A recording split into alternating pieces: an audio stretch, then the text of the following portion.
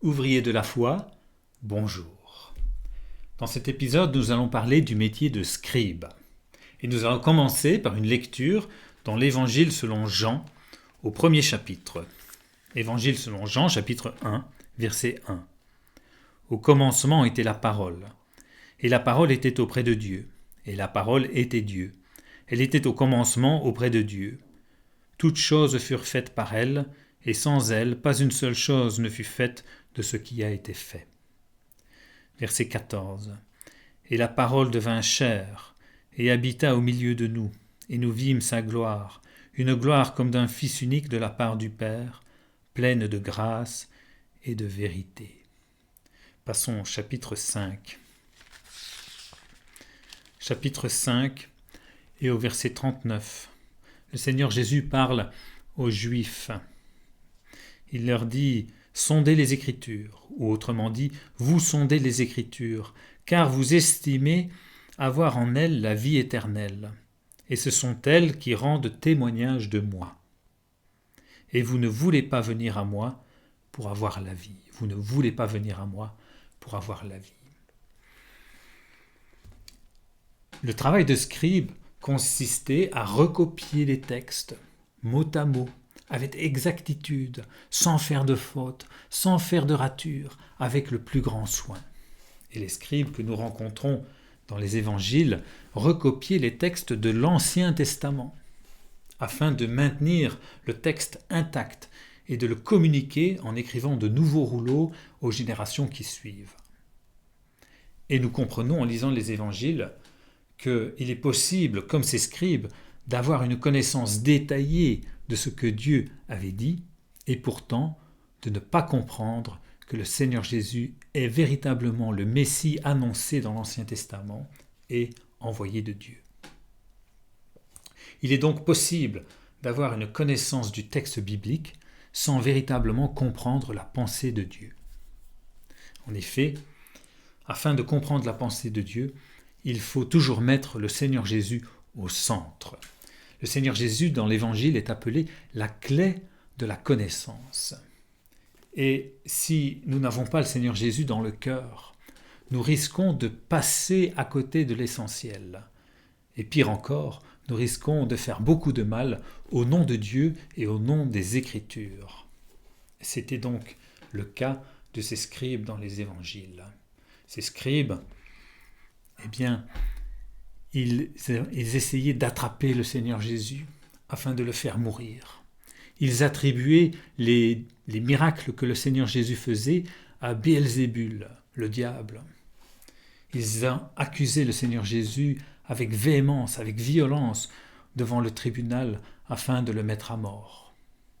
Et ils se sont moqués du Seigneur Jésus publiquement, alors que le Seigneur Jésus en grâce était cloué à la croix. D'autant plus que ces scribes du temps du Seigneur Jésus, en plus d'avoir les textes et de les connaître par cœur, ou disons plutôt de mémoire, eh bien, ils avaient eu le privilège d'entendre le Seigneur Jésus parler et enseigner en personne. Et cela n'a pas touché leur cœur. Cela n'a pas touché leur cœur. Au contraire, ils sont restés attachés à la lettre et ils ne se sont pas attachés à la personne que ces textes indiquaient au Seigneur Jésus. En effet, pour comprendre la parole de Dieu, il faut regarder au Seigneur Jésus. Et par l'Esprit, aujourd'hui, nous avons ce privilège. Par l'Esprit Saint que Dieu nous a donné, nous pouvons voir la gloire du Seigneur Jésus au travers des Écritures. Sans l'Esprit de Dieu, il nous est impossible de comprendre les Écritures. Nous faisons fausse route si nous ne lisons pas les Écritures dans la dépendance de l'Esprit Saint. L'Esprit Saint nous a spécialement été donné afin de révéler les gloires de Christ à nos cœurs, afin de nous guider dans toute la vérité. Alors, lisons la parole de Dieu, non pas pour d'autres raisons que de trouver le Seigneur Jésus dans la dépendance de l'Esprit Saint que nous avons reçu. Alors, pourquoi lire la Bible aujourd'hui ?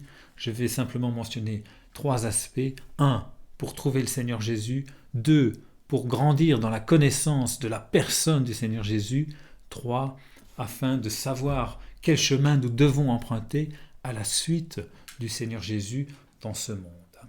Quelques références. Donc je reviens. Premièrement, nous lisons la parole de Dieu pour trouver le Seigneur Jésus, et c'est ce que nous avons déjà lu, afin de trouver la grâce et la vérité. Le Seigneur dit, ce sont les Écritures qui rendent témoignage de moi. Ensuite, afin de grandir dans la connaissance du Seigneur Jésus. Et c'était là le désir de l'apôtre Pierre à la fin de sa deuxième épître. Lisons-le, deuxième épître de Pierre au chapitre 5 et au verset 18. Pierre dit « Croissez dans la connaissance, croissez dans la grâce et dans la connaissance de notre Seigneur et Sauveur Jésus-Christ. À lui la gloire, et maintenant et jusqu'au jour d'éternité. Amen. » Voilà, la croissance spirituelle dans la connaissance de celui qui nous aime. Et ensuite, afin de suivre le Seigneur Jésus de manière très pratique dans ce monde, il est bon de lire la parole de Dieu et de le suivre, le chemin que le Seigneur a tracé pour nous. C'est un chemin de lumière. Et il nous est dit dans le psaume 119 que ta parole est une lampe à mon pied, une lumière sur mon sentier. Et le Seigneur dit en Jean chapitre 8, parce qu'il est celui qui a marché comme homme dans cette lumière devant Dieu, dans ce chemin éclairé par la parole de Dieu, sans jamais mettre un pas de côté. Le Seigneur Jésus a marché parfaitement jusqu'au bout du chemin.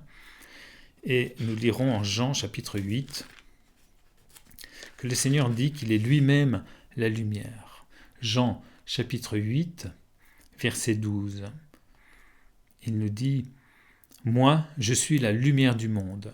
Celui qui me suit ne marchera point dans les ténèbres, mais il aura la lumière de la vie. » Et en effet, cette parole, la Bible que nous avons entre les mains, si elle est également dans notre cœur, elle éclairera nos pensées pour prendre les bonnes décisions devant le Seigneur.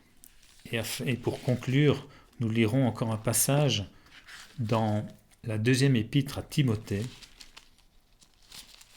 La deuxième épître à Timothée, chapitre 3, et nous lirons à partir du verset 14. « Mais toi » l'apôtre Paul s'adresse au jeune Timothée et lui dit « Mais toi, demeure dans les choses que tu as apprises et dont tu as été pleinement convaincu, sachant de qui tu les as apprises, et que dès l'enfance, tu connais les saintes lettres qui peuvent te rendre sage à salut par la foi qui est dans le Christ Jésus. Toute écriture est inspirée de Dieu et utile pour enseigner, pour convaincre, pour corriger, pour instruire dans la justice, afin que l'homme de Dieu soit accompli et parfaitement accompli pour toute bonne œuvre.